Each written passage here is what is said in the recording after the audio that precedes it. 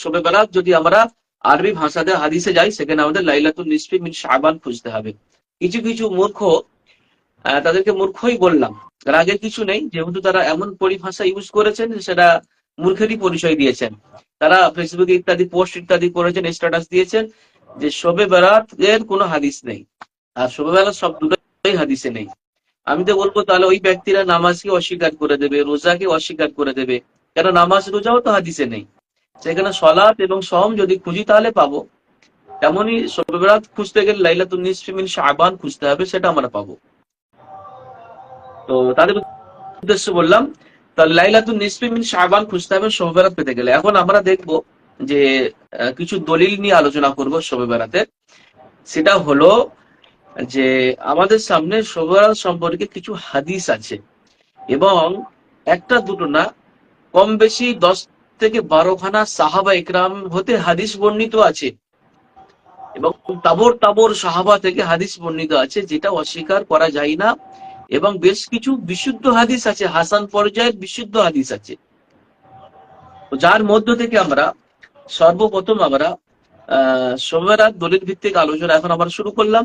যদি কারো কিছু জানার থাকে কমেন্টে প্রশ্ন করবেন, আর জয়েন যদি হতে চান সেটাও কমেন্টে বলবেন। শবে বরাত সম্পর্কে প্রথম নম্বর হাদিস আমরা মুআজ ইবনে জাবাল রাদিয়াল্লাহু তাআলা থেকে যেটা বর্ণিত সেটা আমরা পেশ করব।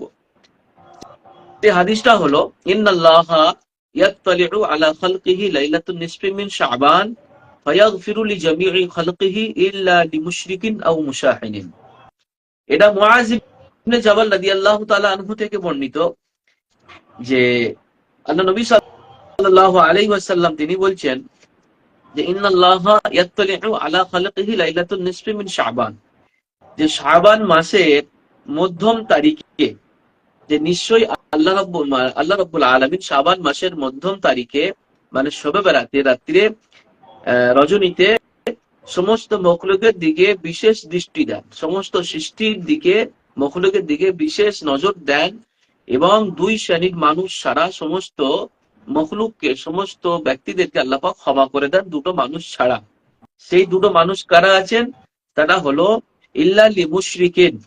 এক নম্বরে আল্লাহ নবী বলছেন যে আল্লাহ পাক সকলকে ক্ষমা করেন, ইল্লা লিমুশরিকিন, মুশরিক ব্যক্তি যারা শিরিক করে, মুশরিক ব্যক্তি ছাড়া, আও মুশাহিন, এবং হিংসুক যারা হিংসা করে, হিংসুক ব্যক্তি ছাড়া। এই মুশরিক এবং হিংসুক ব্যক্তি ছাড়া আল্লাহ রাব্বুল আলামিন সমস্ত মানুষদেরকে ক্ষমা করেন এই লাইলাতুন নিসফি মিন শাবান অর্থাৎ শবে বরাতের রাত্রিরে। তাহলে এটা আমরা হাদিসে পেলাম, মুআজ ইবনে জাবাল রাদিয়াল্লাহু তাআলা আনহু থেকে বর্ণিত। এই হাদিসটার হাওয়ালা কি আছে সেটা আপনারা নোট করতে পারেন এবং মিলিয়ে দেখতে পারেন।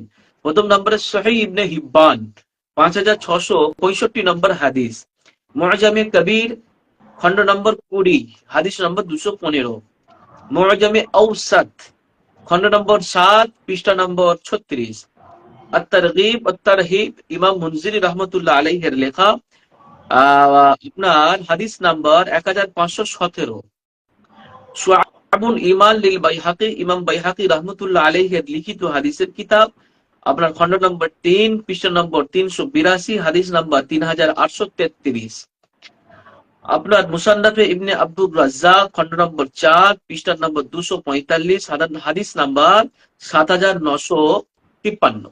তো এটা হলো হাদিসের উদ্ধৃতি হাওয়ালা।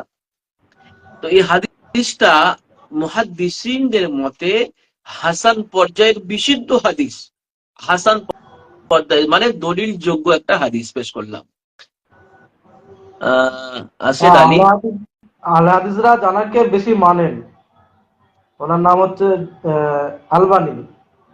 আলবানী রহমতুল্লাহ আলাইহি, তো এই হাদিসটাকে মেনেছেন। জি,